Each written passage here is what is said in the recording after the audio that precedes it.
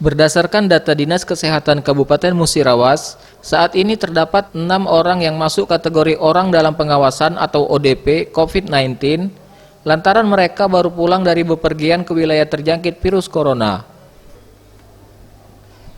6 ODP tersebut dengan rincian berada di Kecamatan Tugumulyo, 2 orang yang diketahui pulang dari Jakarta, Kecamatan STL Ulu Terawas yang diketahui baru pulang dari Jakarta, kemudian 1 ODP berasal di Kecamatan Megang Sakti baru pulang dari Jogja, dan di Muara Kelingi diketahui baru pulang dari wilayah Depok.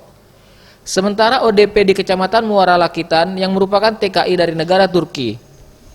Saat ini 6 ODP itu masih melakukan isolasi diri sendiri di rumah masing-masing dan dipantau langsung petugas Dinas Kesehatan.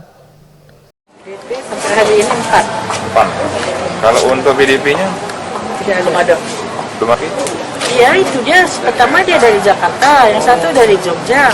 Jadi kan di situ sudah ada. Jadi itu yang dikatakan TKI. Nah, yang TKI itu dalam pengawasan karena dia dalam posisi baik-baik aja. Sampai di sama. Di rumah masing-masing ya? Di rumah masing-masing. Kita suruh dia isolasi diri sendiri. Tim Liputan Sriwijaya TV.